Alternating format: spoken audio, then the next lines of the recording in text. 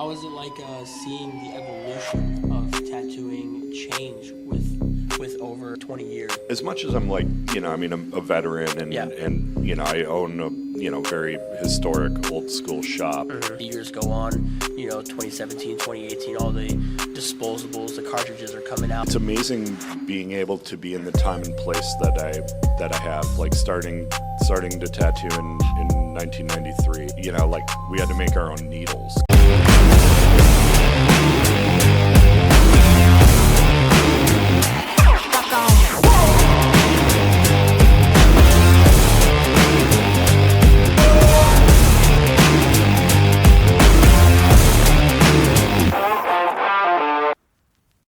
Guys, this was the first edition of the Flawless Empire podcast. Orlando, we will see you all weekend long. Just stay tuned. We're going to just hop right into it because we're both working on some pretty big tattoos and looking to try to win some awards today. Yeah. So, Sweet. I want to start off by saying that like a lot of the artists in our generation, they don't really know who you are. Just because like they're not trying to seek out that information, and you still got to show respect to the OGs and stuff, and the ones that got it started, the ones that are giving us this opportunity to be here at every like city that we go to. So if you don't mind, like just giving us a little insight on your background. All right. So I started tattooing in '93. Started working for Philadelphia Eddie, who's just a titan in the industry. Mm-hmm. He invented a lot of the products and bridged a lot of the gaps for the manufacturer of the products that tattooers use today. Yeah. Very charismatic, fun dude. And in 2000, I started traveling with him and going to conventions in the '90s. Tattooing and traveling with Philadelphia Eddie. Mm-hmm. Oh, yeah. And he started the Philly show in '98. And I helped him kind of putting it together, hiring entertainment and, putting the show together with him. Eddie retired in 2003, gave me the Philly show to take over. Oh, nice. So, and he also sold me one of the Philadelphia Eddie shops. What a blessing. There's 3 of them still existing. There was 5 at the time that he retired. Okay. A couple of them rebranded. So... took over the Philly show in 2003. Then I started, adding like kind of a show a year. 2005 I did Milwaukee. 2006 I did Chicago. 2007 I did Minneapolis. Then Baltimore. Then Yeah. And is it one of those things like once you have one show, then it's just copy and paste to another city, or is it like obstacles in the way? Nah, I mean every city has every facility has a little bit different challenge, different demographics, different kind of a different thing for me to market to. But at this point now, for 2023, this year, this is our last show of the year, first year Orlando. Yeah. Nice turnout for a first year show.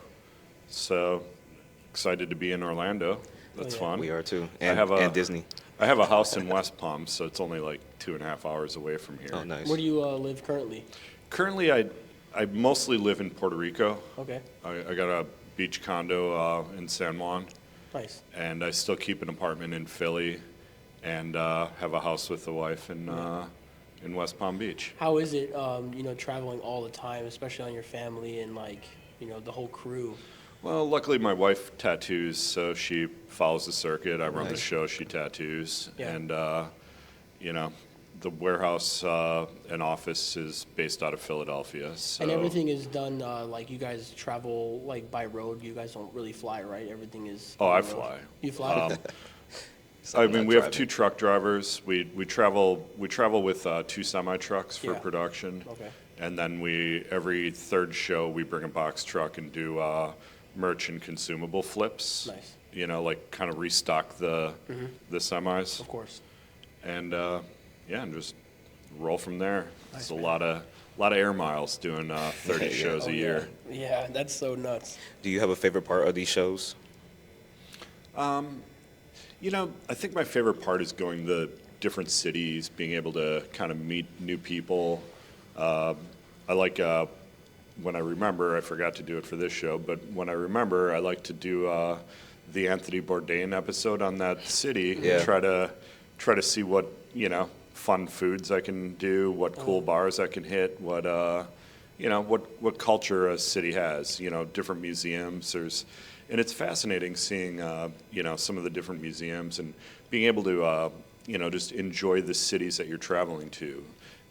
Villain Arts, in the way that I've expanded this show and the popularity that the advertising and the entertainment and everything that I've brought and the energy that I've brought to the tattoo conventions over the years and expanding it into The industry more of as a a whole. festival kind of a thing. Yeah. It affords the artist the ability and luxury to be able to travel to all these exotic cities to enjoy that city's culture. So when you go and when you do a Villain Art show, come in early on a Wednesday. I was Take just an gonna extra ask you, day, when do you go do hit it? some Yeah. museums. Like an example, they have this miniature toy museum in Kansas City. Seems kind of dumb, right? There's this subculture of people that make these tiny miniatures. They're like, some kind of, dateless nerds that use microscopes to carve little tables Yeah. and do Jeez. paintings on these little Yeah. houses out of like single hair brushes. It's just Wow. the workmanship in it just blew my mind. I've gone there like a couple times, and I'm just like, wow, like the world's a really, really interesting place if you choose to adventure it. And Villain Arts gives these artists that outlet and that adventure to be able to see the world and meet new people and learn from other artists and make friends. Of course. Yeah. That's what it's Do all you about. do you still tattoo? I still tattoo, but rarely. It's the Villain Arts is kind of like a 70-hour-a-week job, so I don't really tattoo in Puerto Rico. I mean, a little bit here and there, but I still own 3 tattoo shops in Philadelphia, so Nice. I occasionally still book tattoos at Philadelphia Eddies, where I started tattooing in '94. When you were tatting pretty heavy, what was your style? I like Japanese, kind of a Japanese neo-trad mix, Bright colors, smooth. and lines. that's what I liked to do. Yeah. But I ended up kind of getting more of a following doing black and gray realism because there's 3 tattoo shops on the street, Yeah. and nobody really filled that that Yeah. pocket. yeah. So I ended up kind of doing more of that style, even though it wasn't artistically what I was, gravitating for. But Yeah. 30 years ago, when you're tattooing, the tattoo you specialized in is whoever walks in the fucking door. Yep, absolutely. And if you didn't, Yeah. and if they didn't leave with a bandage, Yeah. you left with an empty belly. Yeah. Yeah. So. Over the last 20-something years with the conventions, how is it like seeing the evolution of tattooing change with over 20 years? From 2003, and seeing how things have changed so much over the years. Like, how's that? What's that like? It's amazing being able to be in the time and place that I have. Like starting to tattoo in 1993, where like we had to make our own needles. Like the concept of that would just like blow these little millennial minds. Oh, absolutely. Anybody could pick Like, up a wait, machine what do you nowadays. mean? I have and- to. What? Where do I start? Scrubbing tubes? What is Yeah. that? Oh, Why don't yeah. you just buy the disposable one? Yep. I I started tattooing around that era where like the owner of my shop is an OG, and he was trying to get me to break down the machines and build them back up and scrub tubes. That was like your job, when you're first starting to tattoo, to Yeah. learn it. But then, as the years go on, 2017, 2018, all the disposables, the cartridges are coming out and stuff like that, and it's just the crazy. Anyone can pick up a machine nowadays and become a tattooer, and Yeah, it's just and nuts. As much as I'm like, I'm a veteran and Yeah. I own very historic, old school shop, I definitely do not want to go back to making my own goddamn Yeah. needles and scrubbing No, it's my own convenient now. tubes, It's convenient. It's so much easier. Yeah. Brutal. But also, the manufacture of equipment and has made the consistency so much easier to tattoo. Yes. Oh, yeah. It's so much easier to get, better saturations with more consistent machines, with better quality of needles and groupings. You have ink that's more finely grounded than it was back then. Higher pigment loads in the ink.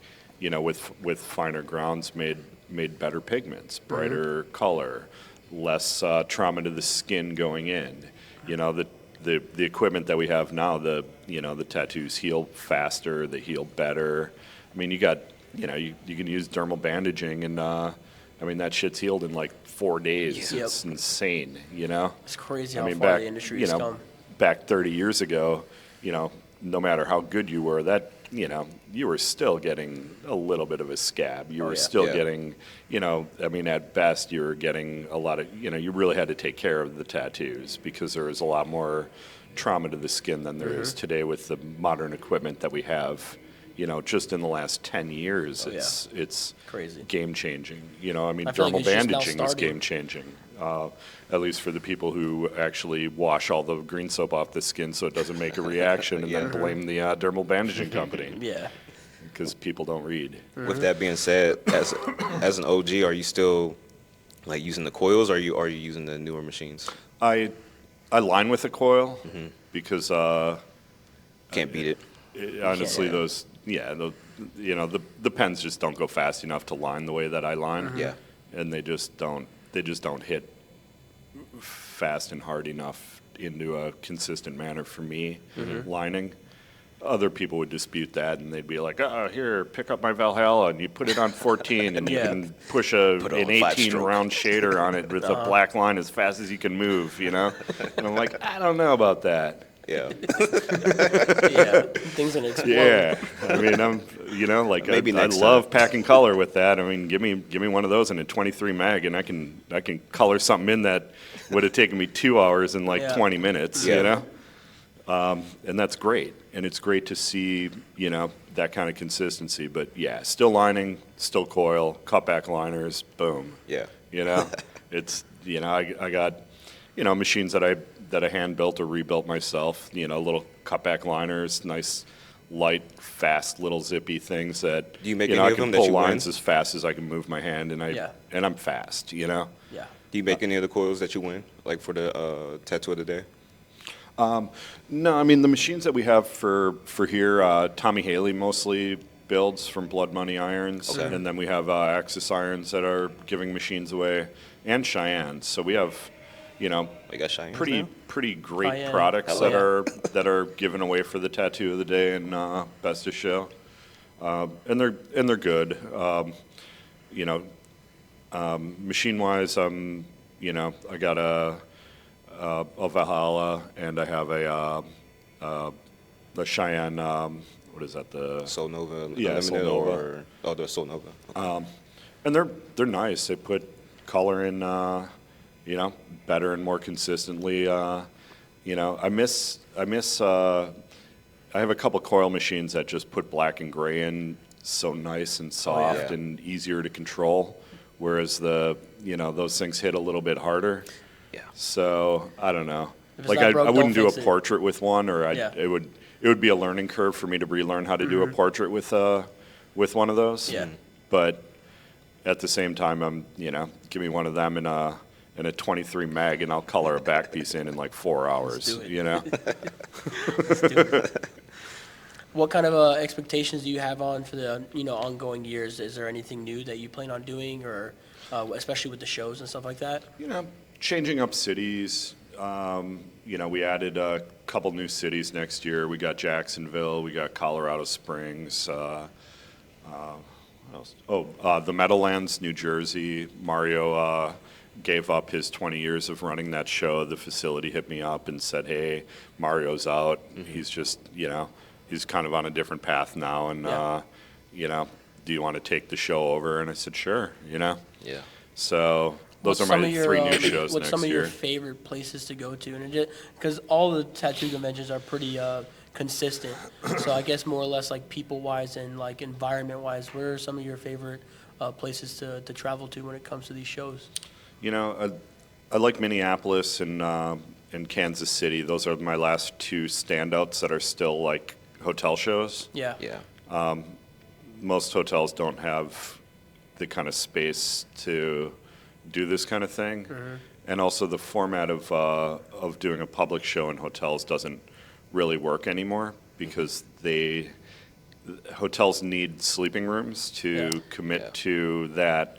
And, you know, this room full of tattooers are all independent contractors. So although I can suggest on my website a discounted rate that's competitive with, you know, all the other hotels around, ultimately they're just going to go on hotels.com and buy whatever is the goddamn cheapest anyway. Or they do it the day before they leave because they forgot to do that. Yeah. I did that a And couple by times. then, you know, by then our Tattoo hotel block is already Oh. done. Oh, yeah. So, yeah. But as far as cities go, I did Alaska this year. How was that? And Oh, that was snap. fun. Oh, that's Got to go awesome. visit Alaska and Portland, Maine. And those were the last 2 states I had to check off my been to America, done that box. Yeah. So now I've been to all 50 states and really enjoyed Alaska, being able to have, you know, the week off in between and do some, you know, whale watching activities and That's go out on crazy. a boat. And, you know, we Yeah. went to the hot springs and, you know, like did a whole bunch of fun, like cool stuff. Like Yeah. I kind of wrote it off more as a vacation, but it was a fun show. Anchorage Oh, is yeah. a cool city. Sick. I'm doing Anchorage again, but not Fairbanks. Fairbanks was fun. It was cool. It was good for the artist, but it's just too small of a market for me. Yeah. In setting up what I do, it's just there's so much production for what I do that it's I don't really like doing too small of shows. I'd rather go at larger markets and advertise really well to the general public to We love the cast a advertising. Oh, yeah. larger net into what I do. You know, I mean, one of the things, and my shows are big, but they've grown. But I've grown the interest in tattooing with the cities that I'm doing. I mean, Philly, I'm drawing 25,000, 30,000 people to these things. I mean, that's like a half a fucking football Yeah. stadium. You know, you know, and it didn't happen there overnight. It course. happened over 25 years of Decades. me promoting it, promoting to the general public, creating interest, creating people behind it, to get the general public interested. And advertising and all the money that I spend on advertising that city brings people, and it creates an interest in tattooing. And you can see it in a lot of these cities that I've been doing for a long period of time. I'm physically, single-handedly transforming the city into being more heavily tattooed Yep. than if I had never existed. Same with tattooing. I mean, the gatekeeper veteran tattooer in me, of course, is like, oh, I don't know. Yeah. You're creating supply, but you're creating demand, but you're also creating supply. But at the same time, there's no way to do one without the other. Yep. But I definitely have created more of a demand for tattoo. I think so. With the amount that I've advertised, the way that the public coming in has a good time at my show. I mean, my 74-year-old mother was there watching the entertainment last night. Yeah. She had a good time. Yeah. She's 74. Every tattoo she's got on her has something to do with Jesus. She still had a good time here. So. Jesus, dude. That's like my mom that's coming today. Yeah. Or is she coming today or tomorrow? Yeah, she's super religious. We, But she has a good time at your shows. Cool. Yeah. We kind of have people always asking us, like, behind the scenes and trying to understand on getting a booth and stuff like that. What kind of advice would you give to people that are kind of wanting to do it but aren't really confident enough to come to a convention? Because I feel like this environment is, like, so easy to get along with everyone, but I feel like a lot of people get scared and frightened because it's a convention, it's a show, people are walking around all around you. What kind of advice would you give to people that, want to come out but don't have the guts to? Wait till you're comfortable. In everything in tattooing, it's, you need confidence. You need every line that you do. If you want to tattoo, every single line in your tattoo needs to be purposeful and it needs to be confident.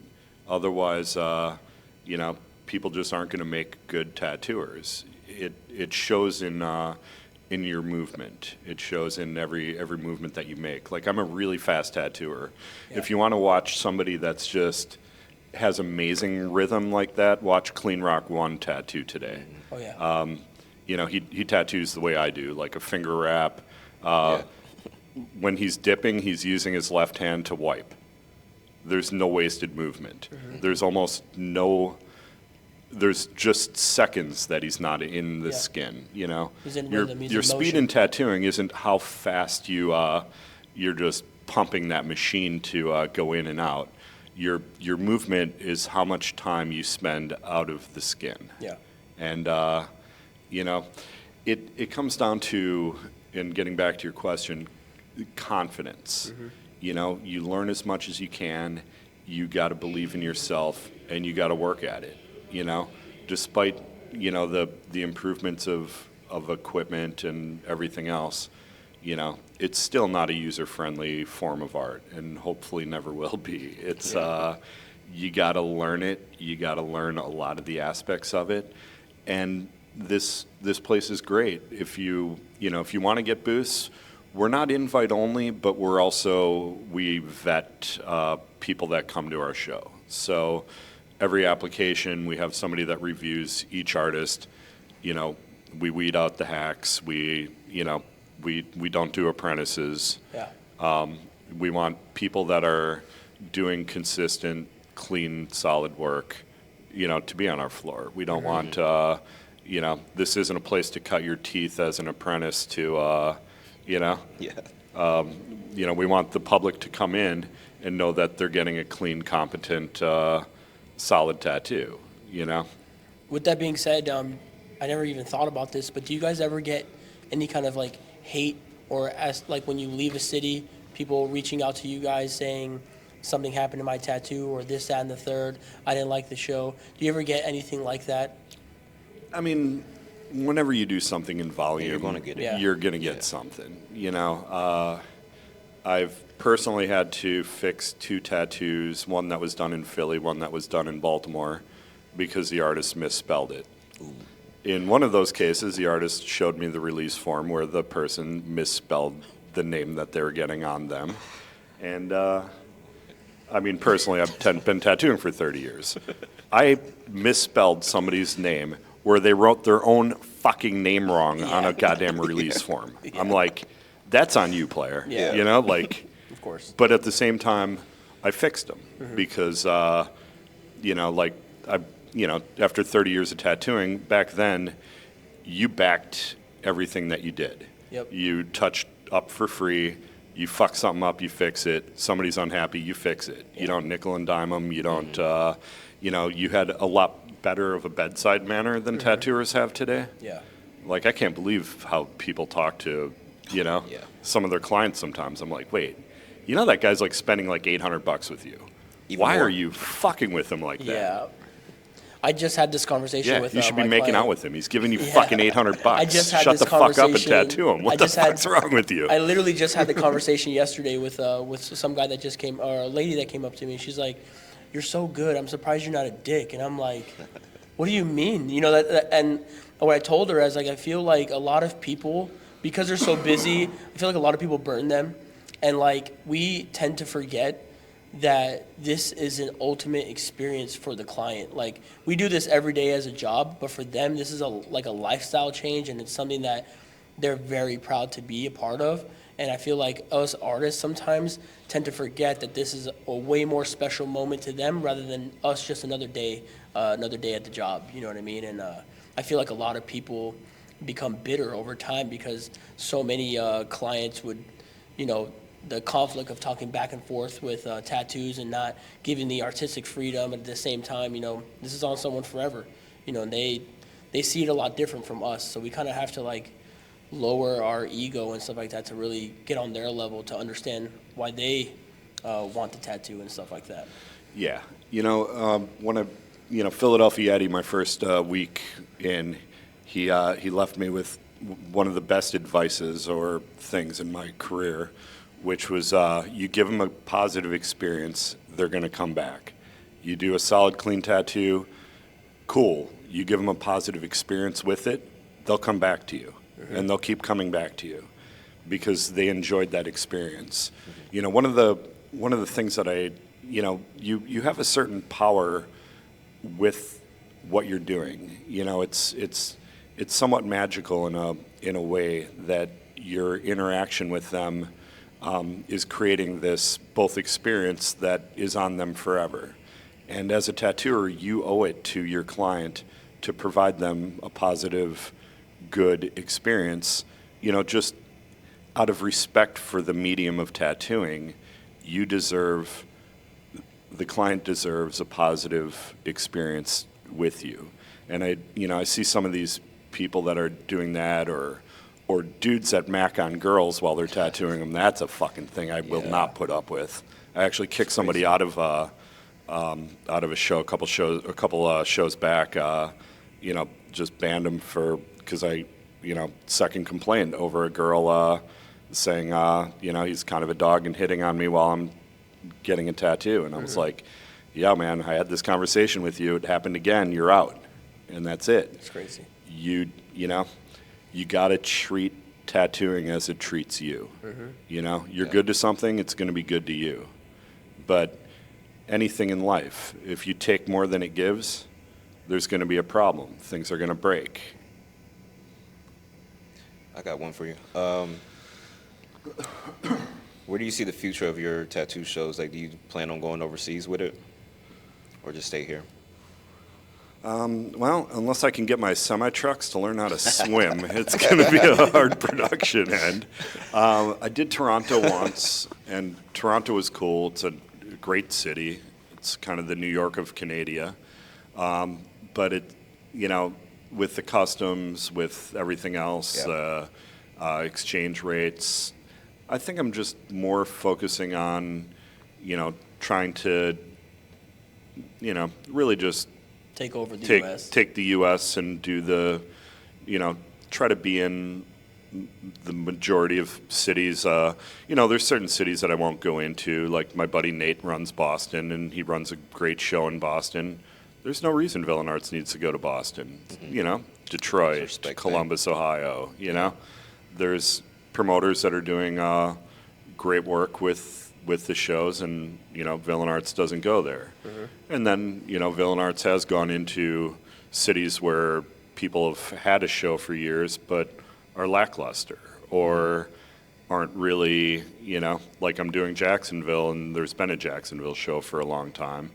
And I'm not going to comment on their show, but it's also 45 minutes away to an hour away from Jacksonville. It's in St. Augustine. It's kind of a different market. It's kind of a different thing. And I said, you know what? I'm just going to go into Jacksonville and do a Jacksonville show downtown at the convention center to support the city that it is, And I think Jacksonville's going to be a fantastic show. There's, the locals are behind it. Ink Smith and Rogers. Eric Ink Smith is actually going to come himself. Nice. And he's an OG legend. And that's from an OG legend for me to say he's an OG legend. I mean, I haven't seen him in years. I don't even he's got to be in his 70s by now. But, super cool. Actually, I saw Dina Lippens rolling around here. She's here? From Orlando. Okay. Dope. She ran, in the 90s, she ran an all-female tattoo convention. Oh, sick. And it was just all girls because when she got into the business, it was hard for females to get in. And, it was a tough boys club, very definitely. gate kept. And, females weren't, not that they weren't welcome, but it was Had kind of an old boy stigmatism, club, yeah. but it was kind of gate kept, and and then, they little mouthy art school kids like me got into the business in '93. Yeah. And I came up in the generation with like Guy Aitchison and Paul Booth and all these people that had art school training that were coming in, and we helped my generation of tattooers, as Sean Anderson would call us, the mid-timers. Not an old timer, but mid-timer. once you hit 25 years, you're a mid-timer. Okay.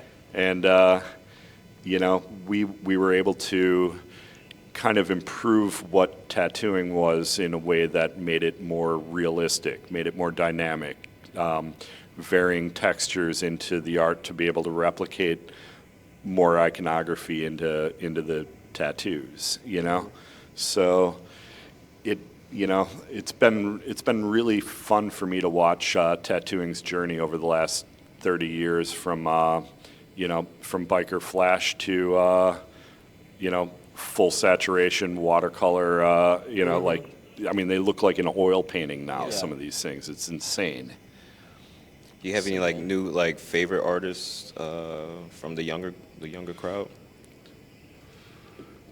I don't know. There's just so many many people good ones. now, and like I go on Instagram. There's Steve from Good Vibrations was showing me that Iconic Ink, which is kind of a newer company. Yeah, That's the one that just it's right followed by us. Yeah. Yeah. That yellow company over there. Anyway, they just sponsored this guy from I don't know where the hell, from somewhere in Asia. I'm gonna say probably And overseas. Yeah, they're all He's- great. He has an Instagram full of really, really solid, clean, super good Japanese stuff. Then he has another Instagram of just his color realism stuff. Fire. Slight variation of his name. And Yeah. it's like, this guy's, I'll put him up against any of those French and Russian guys that are yeah. doing that photorealism, painterly, color, fusion-y things. I'm just like, holy shit. He's in the top 90% of Japanese consistency and clean and having his own nuance of style. And then he's also that other fucking dude. He's been tattooing for 4 years. What the fuck? He's both. Let's go kill this goddamn kid. It's taking over the world. Right. But amazing, and a lot of that wouldn't have happened without without the the equipment and with the inks and everything that we're using being easier, and also communication and access Social to other media, people to learn. Yeah. And Villain Arts and traveling like this, really gets people to be able to learn. Like Jimmy Calkins, for instance, he said the first 7 years of his career he was just doing dumbass fucking biker flash, and he jumped on the road with Villain Arts and grinded a couple of years where he was doing 30 shows a year, 25 shows a year, but he was able to really learn from a lot of other people into technique, and now he found his own as one of the world's top geometric dot dudes, and his shit's just one of the most consistent, amazing stuff I've ever seen. I don't know if you follow Jimmy Calkins, but I know of him.